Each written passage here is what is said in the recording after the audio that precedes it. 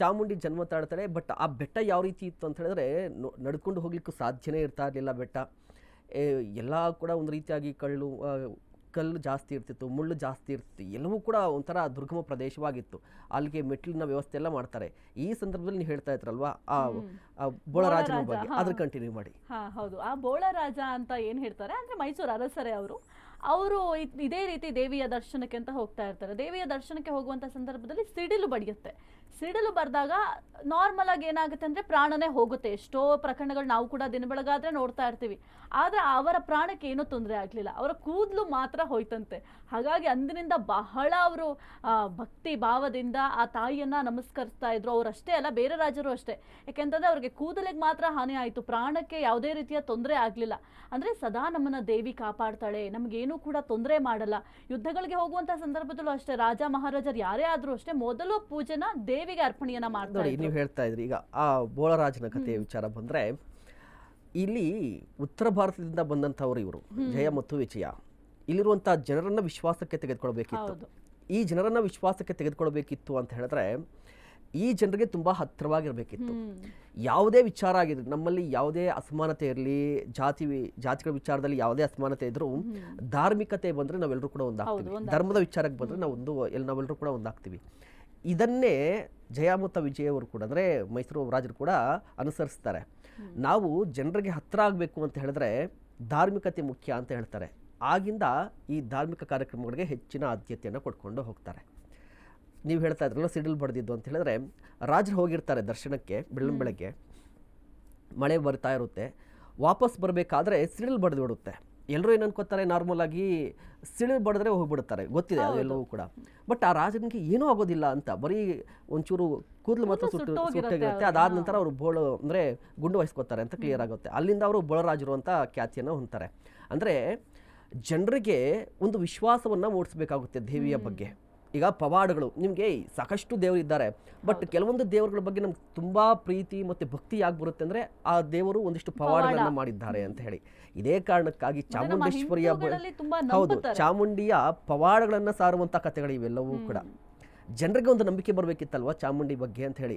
ಅದಕ್ಕಾಗಿ ಆ ಕಥೆ ಎಲ್ಲವೂ ಕೂಡ ಆಡ್ಲಿಕ್ಕೆ ಬರುತ್ತೆ. ಕಥೆ ಮತ್ತು ವಾಸ್ತವ ಕೂಡ ಆಗಿರಬಹುದು, ಬಟ್ ಚಾಮುಂಡಿ ಬಗ್ಗೆ ಒಂದು ವಿಶ್ವಾಸ, ಒಂದು ಭಕ್ತಿ ಅಲ್ಲಿಂದ ಮುಡ್ಕೊಂಡ್ ಬರುತ್ತೆ.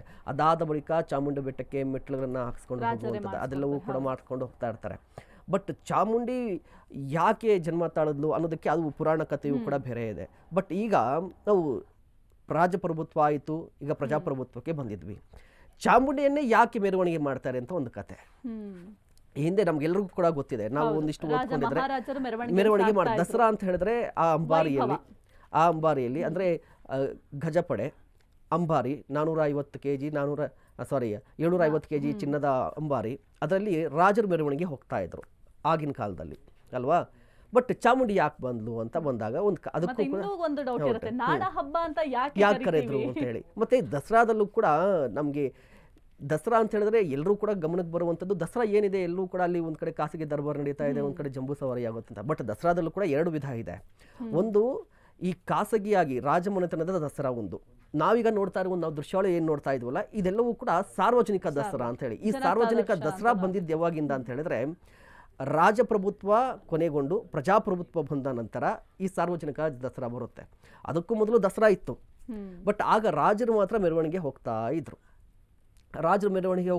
ಆ ಸಂದರ್ಭದಲ್ಲಿ ತುಂಬಾ ವೈಭವಪೂರಿತವಾಗಿ ಎಲ್ಲವೂ ಕೂಡ ಇರ್ತಾ ಇತ್ತು. ಜೊತೆಗೆ ರಾಜರು ಮೆರವಣಿಗೆ ಹೋಗುವಂಥ ಸಂದರ್ಭದಲ್ಲಿ ಏನಾಗ್ತಿತ್ತು ಅಂತ ಹೇಳಿದ್ರೆ ದೇಶ ವಿದೇಶಿಗರೆಲ್ಲರೂ ಬಂದು ನೋಡ್ತಾ ಇದ್ರಂತೆ. ಈ 15 ದಿನಗಳ ನಾವು ನವರಾತ್ರಿ ಏನು ಹೇಳ್ತೀವಲ್ವಾ, ಈ 15 ದಿನಗಳಲ್ಲೂ ಕೂಡ ಬರೀ ಮೈಸೂರಿಗೆ ದೇಶ ವಿದೇಶಗಳಿಂದ ಪ್ರವಾಸಿಗರ ಸಂಖ್ಯೆ ಜಾಸ್ತಿ ಬರ್ತಾ ಇತ್ತಂತೆ. ಕಾರಣ ಏನಂದರೆ ಮೈಸೂರು ಎಲ್ಲದಕ್ಕೂ ಖ್ಯಾತಿಯನ್ನು ಪಡೆದುಕೊಂಡಿತ್ತು ಅಂತ.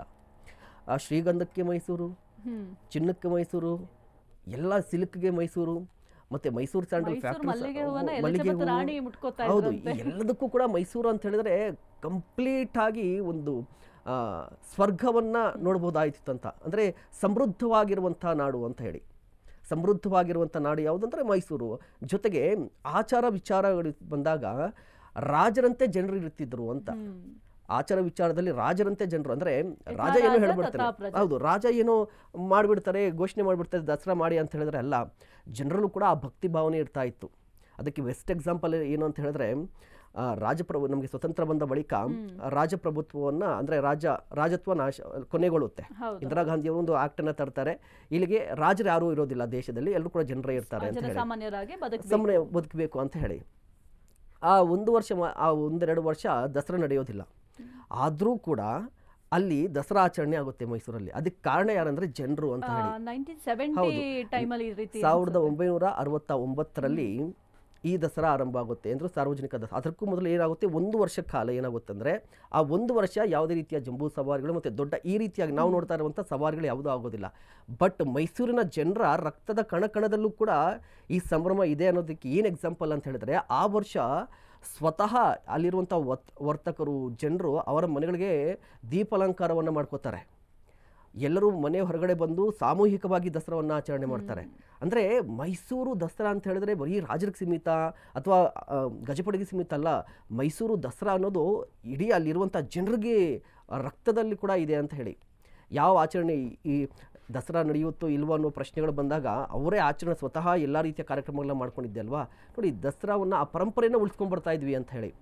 ಆ ಪರಂಪರೆಯಲ್ಲಿ ನಾವು ಕೂಡ ಭಾಗಿಯಾಗ್ತಿದ್ವಲ್ಲ, ಈಗ ನಾವು ಕೂಡ ಭಾಗಿಯಾಗ್ತಿರುವಂಥದ್ದು ನಮ್ಮ ಸೌಭಾಗ್ಯ ಅಂತ ಹೇಳಬೇಕು ಅಷ್ಟೇ ಕ್ಲಿಯರ್ ಆಗಿ. ಮತ್ತು ನಾನು ಹೇಳ್ತಾ ಇದ್ದೆ, ಈ ಜಂಬೂ ಸವಾರಿ ವಿಚಾರಕ್ಕೆ ಬಂದಾದರೆ ಜಯಮಾರ್ತಾಂಡ ಅಂತ ಹೇಳಿ ಮೊದಲ ಬಾರಿಗೆ ಅಂಬಾರಿಯನ್ನು ಹೊತ್ತಿದ್ದವನು, ಅಂದರೆ ಅಂಬಾರಿಯನ್ನು ಹೊತ್ತು ಮೆರೆದವನು ಮತ್ತು ಜಯಮಾರ್ತಾಂಡ ಆನೆ ಹೆಸರು. ಈಗಲೂ ಕೂಡ ನೀವು ಹೋದರೆ, ಮೈಸೂರಿಗೆ ಹೋದರೆ ಒಂದು ದೊಡ್ಡ ದ್ವಾರಪಾಲಕದ ಹೆಸರು ಕೂಡ, ಅಂದರೆ ಮುಖ್ಯ ದ್ವಾರದ ಹೆಸರು ಜಯಮಾರ್ತಾಂಡ ಅಂತ ಇದೆ. ಯಾಕೆ ಅಂತ ಹೇಳಿದರೆ ಅತಿ ಹೆಚ್ಚು ವರ್ಷಗಳ ಕಾಲ ಅಂಬಾರಿಯನ್ನು ಹೊತ್ತಿದ್ದ ಆನೆ ಯಾವುದಂದರೆ ಜಯಮಾರ್ತಾಂಡ ಅಂತ ಹೇಳಿ. ಇದೇ ಕಾರಣಕ್ಕಾಗಿ ರಾಜರಿಗೆ ತುಂಬ ಪ್ರೀತಿ ಇತ್ತು, ಆ ಆನೆಯ ಬಗ್ಗೆ ತುಂಬ ಪ್ರೀತಿ ಇತ್ತು. ಮತ್ತು ಆ ಆನೆಯು ಕೂಡ ತುಂಬ ಮೃದು ಸ್ವರೂಪಿಯಾಗಿತ್ತು ಮತ್ತು ಎಲ್ರಿಗೂ ಕೂಡ ಸ್ಪಂದಿಸ್ತಾ ಇತ್ತು ಅಂತ ಇದೆ. ಮತ್ತು ನಮ್ಮ ಆನೆಗಳಿಗೆ ಒಂದು ಇತಿಹಾಸ ಇದೆ ಅಂತ. ನಾವು ಪ್ರತಿ ಬಾರಿ ದಸರಾ ಅಂತ ಹೇಳಿದ್ರೆ ಚಾಮುಂಡಿ ರಾಜರು ಮಹಾರಾಜರು ಹಂಗೆ ಮಾಡಿದ್ರು. ಬಟ್ ಆನೆಗಳು ಕೂಡ ನಾವು ನೋಡಿದ್ವಿ. ಆನೆ ಅಂತ ಹೇಳಿದ್ರೆ ಒಂದಿಷ್ಟು ಅವಘಡಗಳನ್ನು ನೋಡಿದ್ದೀವಿ ನಾವು. ಆನೆ ಏನಾದರೂ ಹೆಚ್ಚು ಕಡಿಮೆ ಮಾಡಿದ್ರೆ ಯಾವ ರೀತಿಯಾಗಿ ಒಂದು ದೊಡ್ಡ ಅವಘಡನೇ ಆಗ್ಬಿಡುತ್ತೆ. ಅದು ದಸರಾ ಅಂತ ಹೇಳಿದ್ರೆ ಲಕ್ಷಾಂತರ ಜನ ಬಂದಿರ್ತಾರೆ.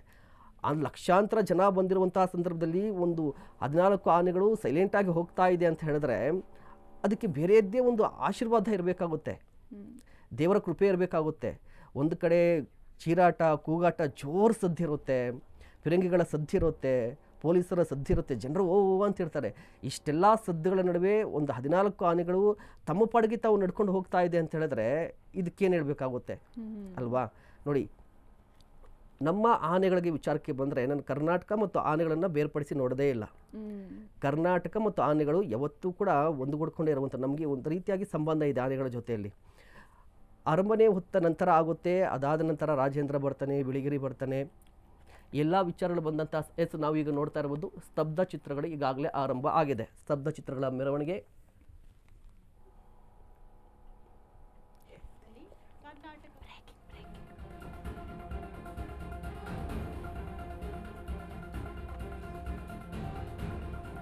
ಸಾಂಸ್ಕೃತಿಕ ನಗರಿಯಲ್ಲಿ ಮೇಳೈಸಿದೆ ದಸರಾ ಸಂಭ್ರಮ. ಬಣ್ಣದ ಚಿತ್ತಾರದಲ್ಲಿ ಕಂಗೊಳಿಸ್ತಾ ಇರುವಂಥ ಅಭಿಮನ್ಯು ಸಂಜೆ 4:42ರಿಂದ 5 ಗಂಟೆ 6ರೊಳಗೆ ಜಂಬೂ ಸವಾರಿಗೆ ಚಾಲನೆ ಸಿಗುತ್ತೆ. ಜಂಬೂ ಸವಾರಿಗೆ ಅಭಿಮನ್ಯು ನೇತೃತ್ವದ ಗಜಪಡೆ ಸಜ್ಜಾಗಿದೆ. ಜಂಬೂ ಸವಾರಿಗೆ ಅಭಿಮನ್ಯು ನೇತೃತ್ವದ ಗಜಪಡೆ ಸಜ್ಜಾಗಿದೆ. 14 ಆನೆಗಳ ಒಳಗೊಂಡಿರುವಂಥ ಗಜಪಡೆ ಈ ಬಾರಿಯೂ ಕೂಡ ಗಜಗಾಂಭೀರ್ಯದಿಂದ ಹೆಜ್ಜೆ ಹಾಕೋದಕ್ಕೆ ಸಜ್ಜಾಗಿ ನಿಂತಿರುವಂಥದ್ದು. ಆನೆಗಳು ಅಂತ ಹೇಳಿದ್ರೆ ಗಜಪಡೆ, ಗಜಕ್ಕೆ ಸಂಬಂಧಪಟ್ಟಂಥ ಸವಾರಿ, ಆನೆಗಳ ಸವಾರಿ ತುಂಬ ಅದ್ಭುತವಾಗಿರುತ್ತೆ. ನೋಡಿ, ಅಲ್ಲಿ ನಾವು ಕಳೆದ ಬಾರಿಯ ಫೋಟೋವನ್ನು ನೋಡ್ತಾ ಇದ್ದೀವಿ.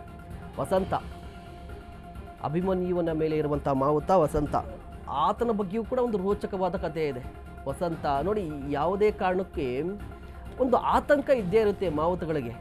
ಆನೆಗಳನ್ನು ಈ ರೀತಿಯಾಗಿ 5 ಕಿಲೋಮೀಟರ್ ಆನೆ ದೇವಿಯನ್ನು ಹೊತ್ಕೊಂಡು ಸಾಗೋದಿದೆಯಲ್ವ, ಇದು ಸಾಮಾನ್ಯದ ಸಂಗತಿ ಅಲ್ಲ. ಬಟ್ ಆ ವಸಂತನ ಆತ್ಮವಿಶ್ವಾಸ ಮತ್ತು ಧೈರ್ಯಕ್ಕೆ ಮೆಚ್ಚಲೇಬೇಕಾಗಿರುವಂಥದ್ದು. ಆ ವಸಂತನ ಬಗ್ಗೆ ಒಂದಿಷ್ಟು ಕಥೆ ಕೂಡ ಇದೆ. ಆತನ ಬಾಲ್ಯ ಹೇಗಿತ್ತು, ಅಭಿಮನ್ಯು ಹೇಗೆ ಸಿಕ್ದ ಅನ್ನೋದಕ್ಕೂ ಕೂಡ ಒಂದು ರೋಚಕವಾದ ಕಥೆ ಇದೆ. ಬಟ್ ಅದನ್ನೆಲ್ಲವೂ ಕೂಡ ಹೇಳ್ತಾ ಹೋಗ್ತೀವಿ. ಬಟ್ ಅದಕ್ಕೂ ಮೊದಲು ಈ ಜಯಮಾರ್ತಾಂಡ ಆನೆಯ ಬಗ್ಗೆ ಮಾತಾಡಬೇಕಾಗುತ್ತೆ.